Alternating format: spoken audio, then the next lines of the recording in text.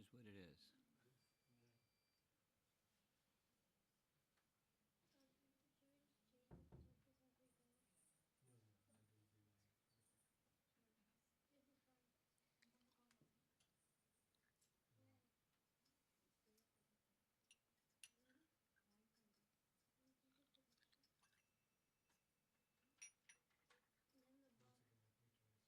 You have mridanga? May I have it?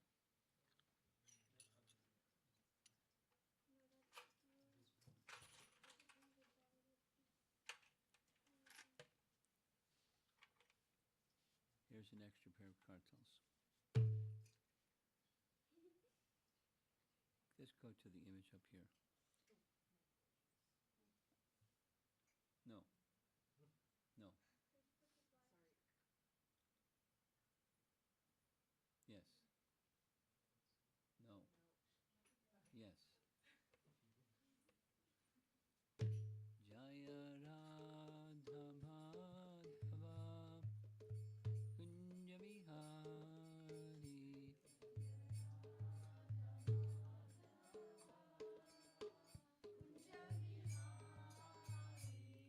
Jaya Radha Madhava Kunja Vihari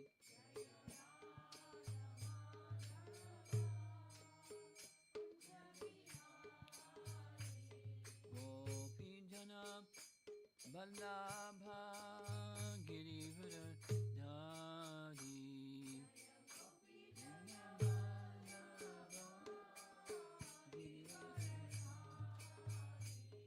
Gopi Jana Vallabha Girivardhari Yasodhanandana Brajajanaranjana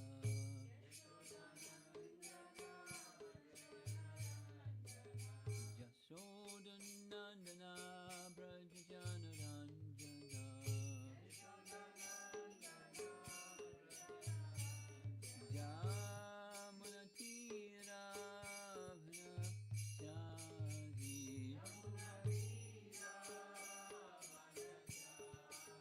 Jamuna Tira Vanachari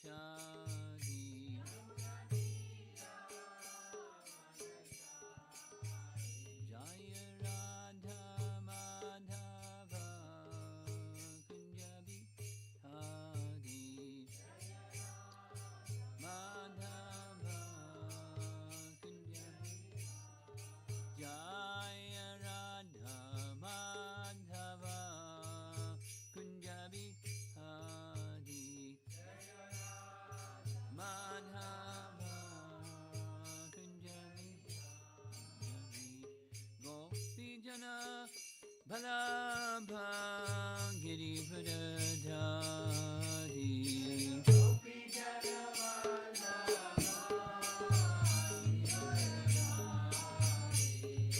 Gopi Jana Vallabha Girivardhari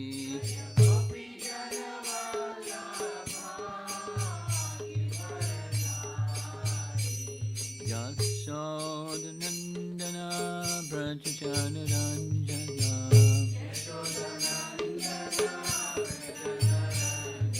Yasodhanandana Brajajanaranjana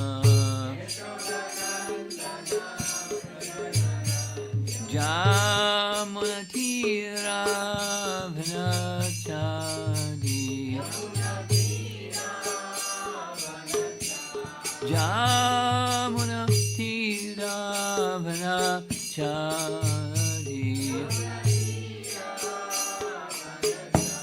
Jaya Radha Madhava Kunja Vihari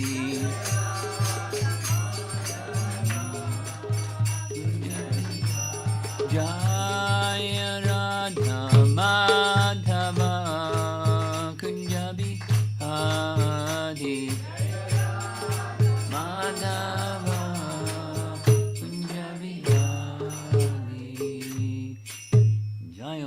Prabhupada Paramahamsa Parividacharya Srimad His Divine Grace A.C. Bhaktivedanta Swami Srila Prabhupada Ki Gaura Premanandi.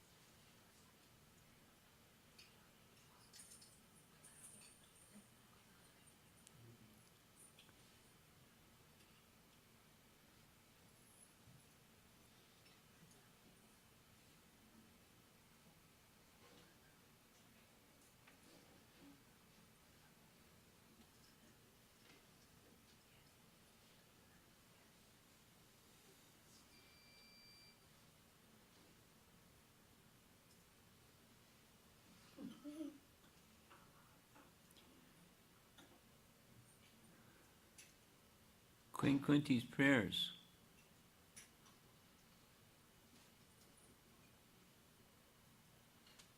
There's only two that were not with us yesterday. You're one of them. Let me ask you, do you know who is Queen Kunti? No idea, right? Do you know who is Krishna?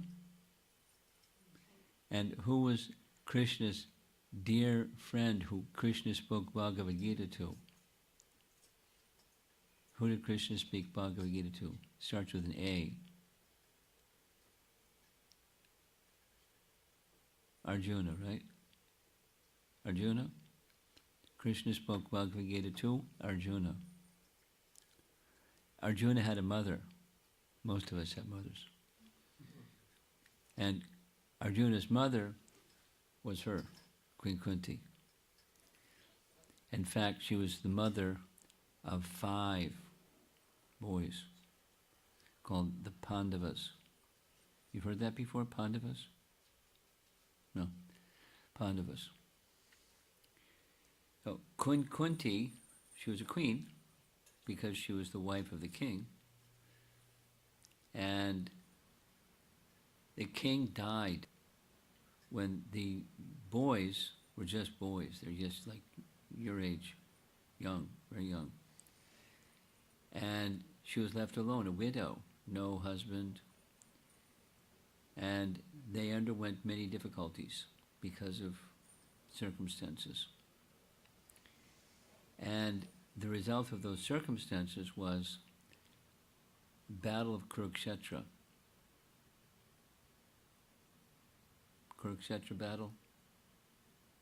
Yes, no, maybe? No. No? No, okay. So the Bhagavad Gita was spoken on the battlefield before the battle.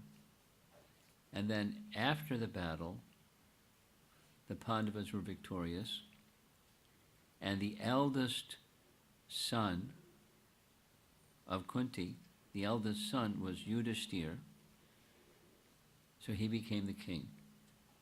And after he became the king, and our Krishna stayed for some time to be with the royal family because they're relatives, they're cousins. You have any cousins? So they're cousins. Krishna and the Pandavas, these 5 brothers, they're cousins. Their mother was Krishna's father. Excuse me. Their mother and Krishna's father were brother and sister. There we go. You have any brothers and sisters? Yeah? So supposing you grow up and you become a queen, and you have your brother and he becomes a king, and then your children and his children are cousins. So Kunti was a queen, but her husband died. And Krishna's father didn't die, so they're brother and sister with their children, so they're cousins. So Krishna stayed with them after his cousin brother Yudhishthira became the king.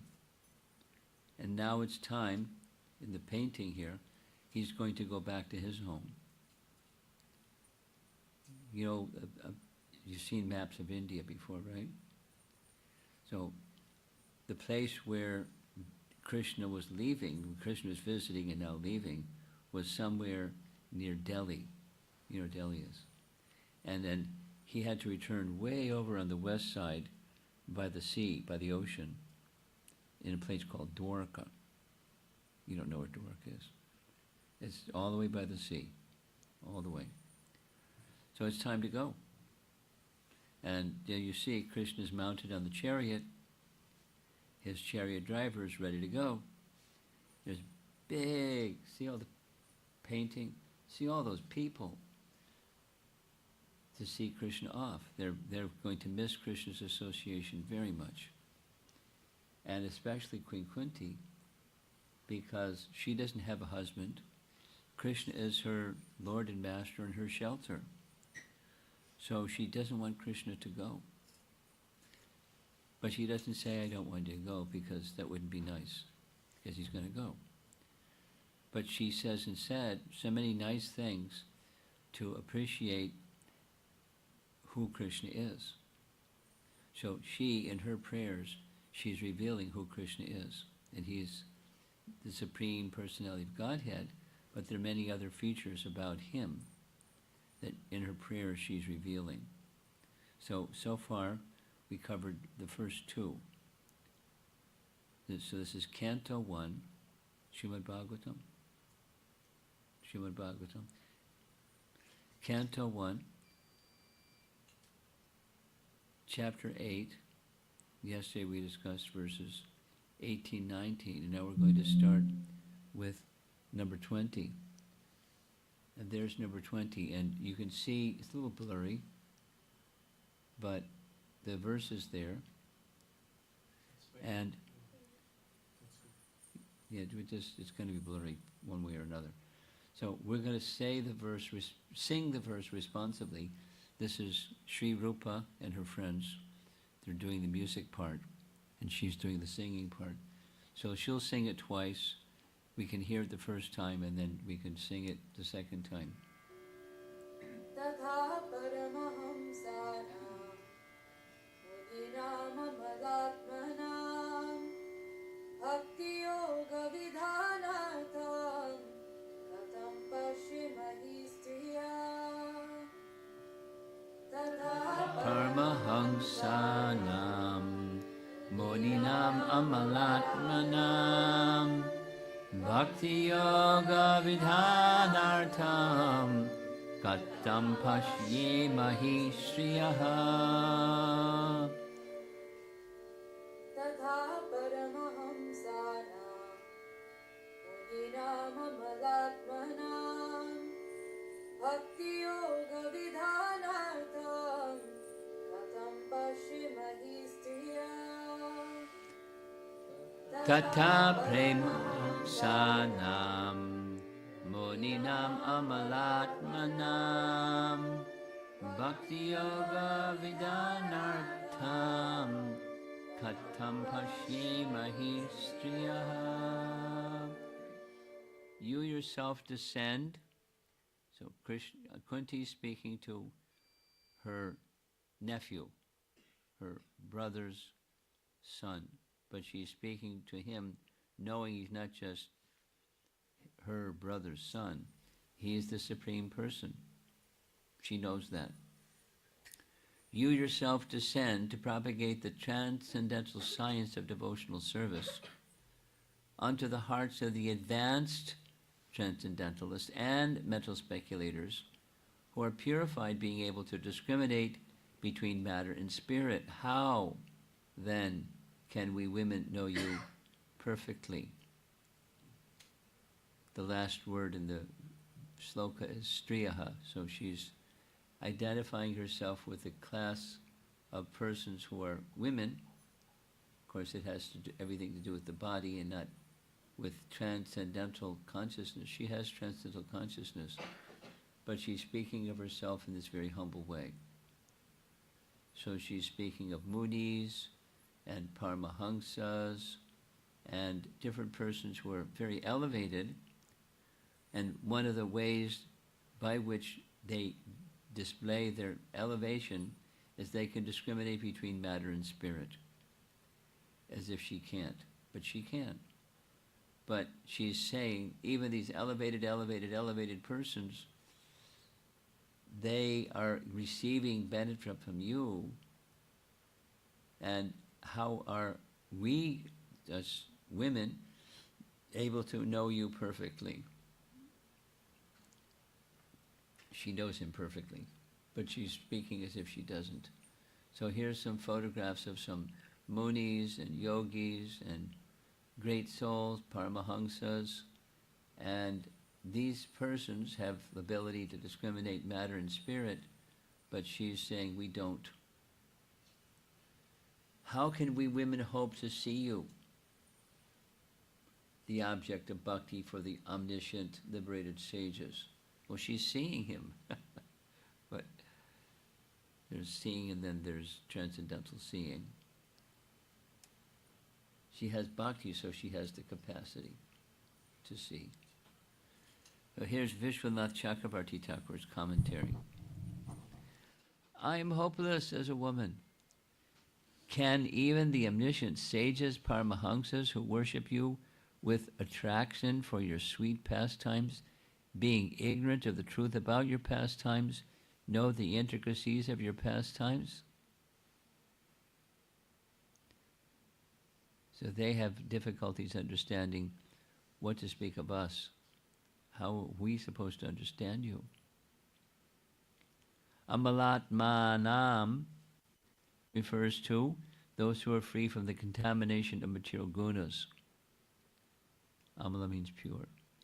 Amalatmanam, pure souls. Free from the contamination of modes of nature. Liberated souls in this life. How can we see you, who are the object of bhakti yoga practice, bhakti yoga vidhanartam? You're the object of bhakti yoga practice for the Paramahamsas. That the Paramahamsas worship the Lord has been explained in the verse Atmaramascha Munayo. So this is commentary that he does not show special favor only to one who is a great philosopher. He knows the sincerity of purpose. So Queen Kunti's not a super philosopher, but Krishna will know her purpose. We know her purpose. She's the great devotee. She's a great devotee. And Kunti herself is teaching us the mentality of someone who may not be vastly learned. She's claiming that she's not vastly learned, but approach him with humility. And she's got lots of humility. In Bhakti Sandarbha, Bhagavat Sandarbha, this is Jiva Goswami's composition, Bhagavat. So it's the Sandarbha that deals with who is Bhagavan, what are his aspects and features and qualities. He comments on this particular verse. Quote, why does the Supreme Personality of Godhead come to this world? He comes so the embodied souls may learn to fix their thoughts on his lotus feet. And most importantly, so the devotees may taste the happiness of devotional service. So that's taking some of the words in this verse and working through them. And that's it for text 20. We're going to be covering 4 verses, 20, 21, 22, 23. Next is 21. You see in the painting on the right side, the painting is showing Vasudeva bringing the small child Krishna and placing Krishna by the side of Yashoda, and he's going to take the little female child and take the female child back to the prison house of Kamsa. That's what this painting is. And there are the different names of Krishna that she is mentioning. I'll mention this to you. Some years ago, I was a new devotee. As a new devotee, we went chanting on the public streets a lot, like 6 to 8 hours a day. And along with chanting Hare Krishna, there were 2 verses that we chanted interspersed with the Hare Krishna mantra, and this is one of them. So I'm very familiar with the verse. I mean, because we chanted it, I got interested in studying it. So I studied Kunti's prayers about 50-something years ago to learn this nice verse. Krishnaya Vasudevaya Devaki Nandanaya Cha Nanda Gopa Kumaraya Govindaya Namo Namaha Krishnaya Vasudevaya Devaki Nandanaya Cha Nanda Gopa Kumaraya Govindaya Namo Namaha. Krishnaya Vasudevaya Devaki Nandanaya Cha Nanda Gopa Kumaraya Govindaya Namo Namaha Krishnaya Vasudevaya Devaki Nandanaya Cha Nanda Gopa Kumaraya Govindaya. Let me therefore offer my respectful obeisances unto the Lord, who has become the son of Vasudeva, the pleasure of Devaki, the boy of Nanda, and the other cowherd men of Vrindavan, and the enlivener of the cows and senses. Govindaya Namo Namaha. So the first part of the verse, the first half of the verse, is speaking of Krishna in Mathura, outside of Vrindavan. Krishnaya Vasudevaya, the son of Vasudeva, and Devaki Nandana, the pleasure of Devaki, mother and father. And then he's also in that relationship with Nanda Maharaj and Mother Yasoda. So Nanda Gopa Kumara, because he was in his Kumara age, so he was delighting Nanda Maharaj and also the other men of Vrindavan. And he's Govinda, the enlivener of the cows and the enlivener of the senses. Govindaya Namo Namaha. The scene is lunch. And Mother Yasoda really did it up. And there's Nanda feeding Krishna as if he needs to be fed. He can't put the food in his mouth, so he's feeding his own child. Balaram enjoying the activities. Some entertainers in the front, musicians and others. Gopis, of course, bringing more and more and more and more. And others giving delight to all the residents of Vrindavan. So both out of Vrindavan and in Vrindavan, this verse is giving names of Krishna. I repeatedly offer respects to Krishna, the son of Vasudeva, who gave joy to Devaki, who is the child of Nanda, and satisfier of the senses of the gopis. This is commentary. Vishwanath's translation and his commentary. Among all the avatars, you are the best. Though all those who have prema are fortunate, my brother, Kunti's brother was Vasudeva, my brother Vasudeva was most fortunate since you selected him as your father. That is the significance of the word Vasudeva, son of Vasudeva. Then, and your mother, Devaki, endowed with even more prema, is most fortunate. You made her more successful than all others by situating yourself in her womb alone. Thus, Kunti addresses Krishna as Devaki Nandana, he who gives joy to Devaki.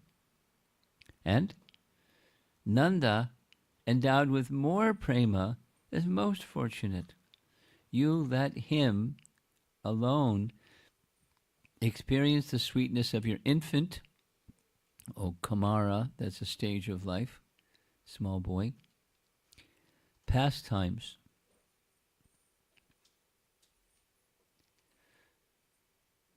She is appreciating, Kunti is appreciating how Krishna gives pleasure to different of his superiors, these superiors in age, his father, then his mother, and then Nanda Maharaj, increasing intensity of their good fortune. Yashoda, with abundant prema, is most fortunate. This will be explained in verse 31, so we're not there yet. We're still on 21. But Kunti is going to say a lot of things about Yashoda. She considers her to be superlative, the best. Again, this is Vishwanath Chakravarti Thakur's commentary. The pastimes of your Kishora age have even more sweetness than the Kumara pastimes. Thus Kunti addresses Krishna as Govinda. Krishna got the name Govinda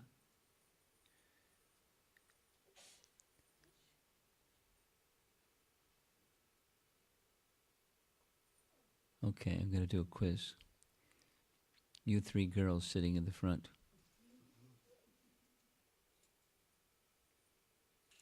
Raise your hand if you know the answer. What was the circumstance when Krishna received the name Govinda? Who knows? There was a point in time he wasn't known as Govinda, then later he was known as Govinda. When was that?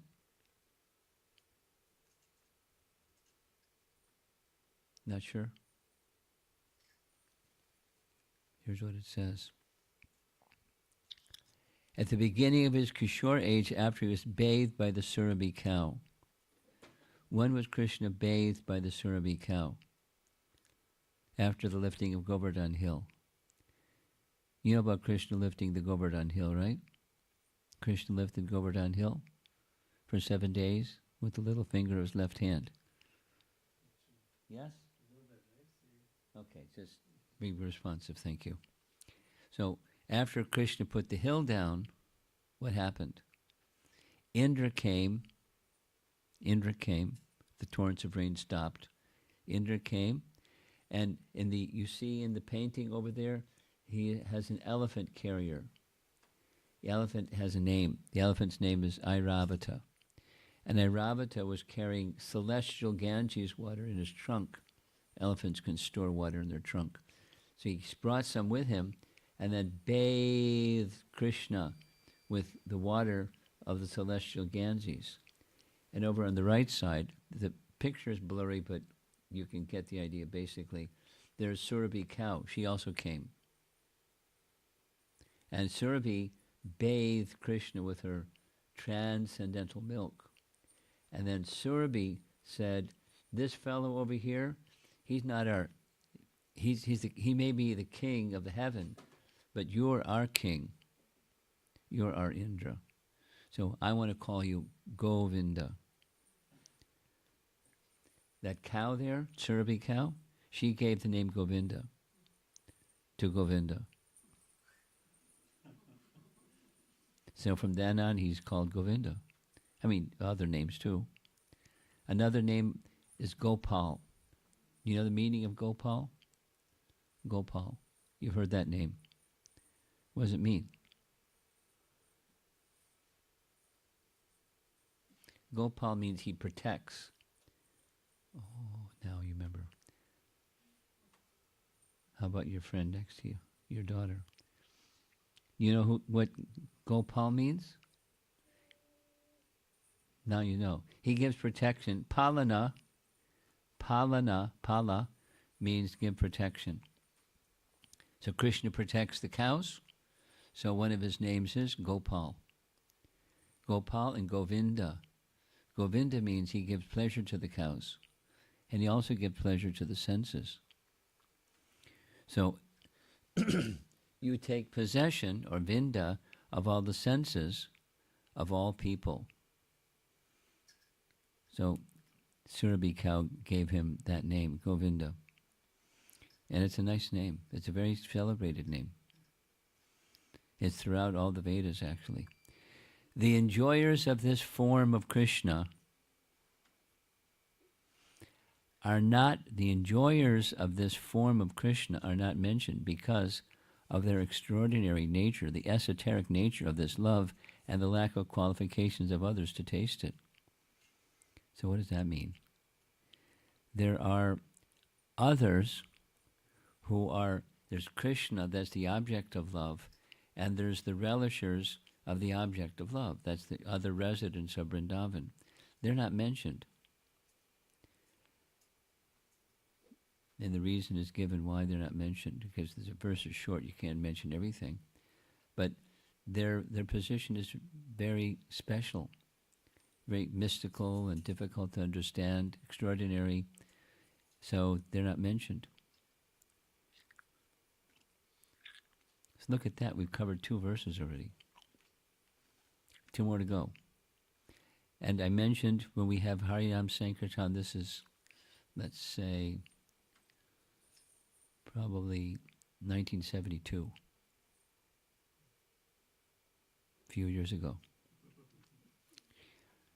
And I very clearly remember, in front of St. Patrick's Cathedral on Fifth Avenue, there's a nice spot right in the corner, and that was our spot. We didn't stay there all day, but it was a nice spot, and that's it. As soon as we got to that spot, then the kirtan singer would sing these 2 verses. Here's the other one, and it's very nice. Notice the word pankaja is there many times, 4 times.